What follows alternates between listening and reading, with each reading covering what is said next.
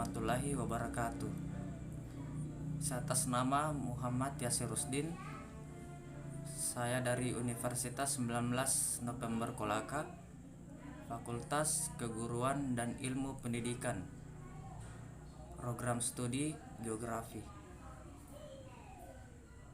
Pada pembahasan kali ini, saya akan menjelaskan terkait materi evaluasi sumber daya lahan. Baiklah, kita masuk pada materi. Yang pertama, penamaan tanah. Tanah merupakan sumber daya alam yang merupakan wadah atau tempat unsur hara bagi tanaman dan sebagai media untuk tumbuh dan berkembangnya perakaran tanaman dan penyimpanan air. Selanjutnya, morfologi tanah. Morfologi tanah merupakan suatu sarana dalam penyelidikan ilmiah dengan tujuan untuk menguraikan, melukiskan, serta melaporkan kenampakan serta ciri dan sifat tanah yang dimiliki oleh suatu profil tanah. Berikutnya, horizon tanah. Horizon tanah adalah lapisan horizontal yang terjadi karena proses pedogenesis sehingga batasannya tidak tegas. Sedangkan lapisan tanah adalah lapisan horizontal yang terjadi karena proses geogenesis sehingga batasannya sangat tegas. Klasifikasi tanah pedologi terdiri atas 3. Yang pertama, pedogenesis, yaitu asal usul tanah. Yang kedua, pedografi, yaitu penyidikan tanah. Dan yang ketiga, pedoklasifikasi, adalah pengelompokan tanah. Selanjutnya, tanah di Indonesia.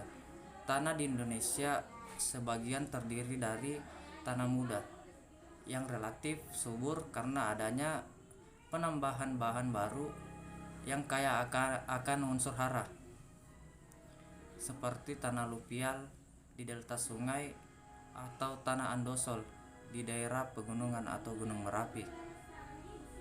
Sedangkan sebagian lain dari tanah yang ada di Indonesia adalah tanah tua yang kurang baik untuk diusahakan sebagai lahan untuk pertanian. Selanjutnya, tanah untuk perluasan areal.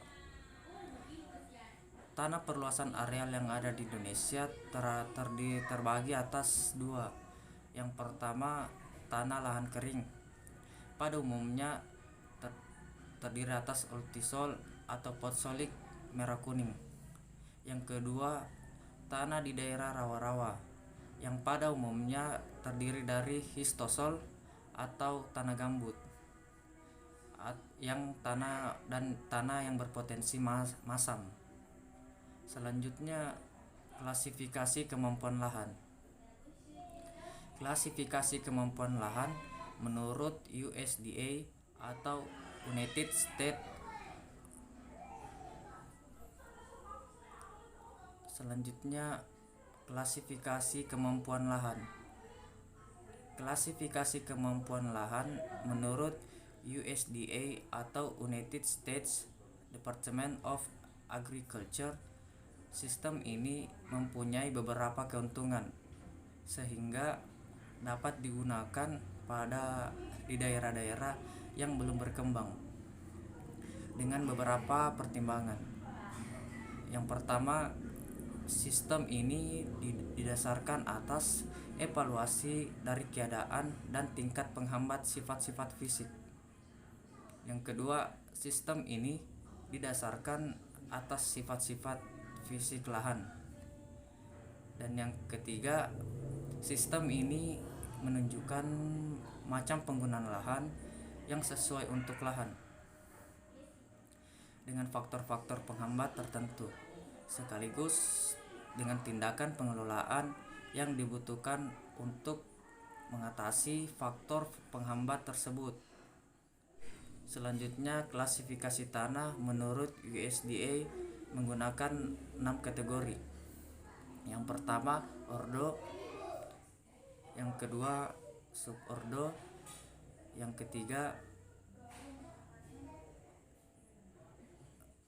grade group, yang keempat subgroup, yang kelima family, serta dan yang keenam seri.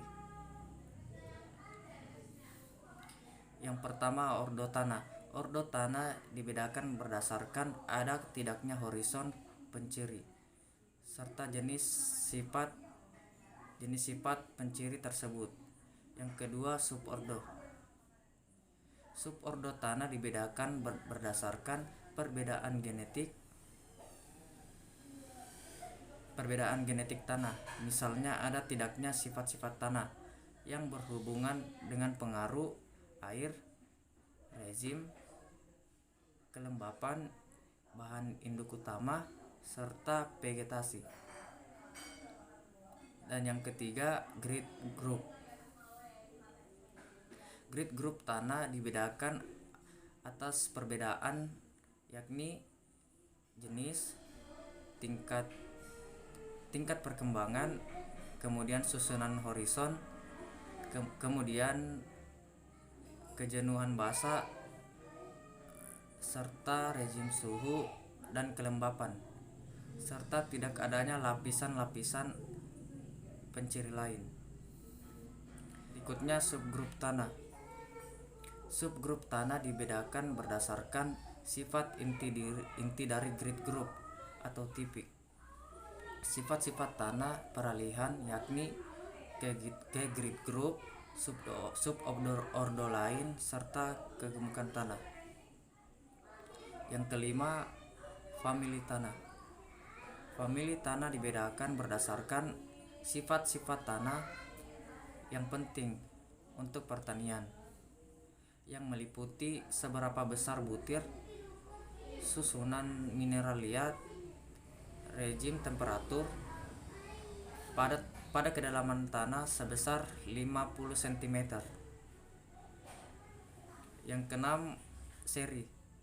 Seri tanah dibedakan berdasarkan jenis, susunan horizon, warna, tekstur, struktur, konsistensi, reaksi tanah dari masing-masing horizon, dan sifat-sifat kimia tanah serta sifat mineral tanah dari masing-masing horizon. Selanjutnya klasifikasi tanah. Klasifikasi tanah adalah cara untuk mengumpulkan dan mengelompokkan tanah berdasarkan kesamaan dan kemiripan sifat dan ciri morfologi fisika dan kimia, serta mineralogi.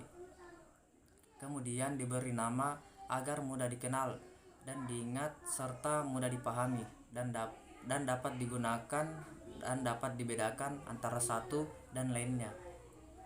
Tanah yang diklasifikasikan adalah benda alami yang terdiri dari padatan atau dari mineral atau bahan organik serta cairan dan gas yang terbentuk dari permukaan bumi dari hasil pelapukan dari bahan induk oleh interaksi faktor induk, elit, organisme, dan waktu.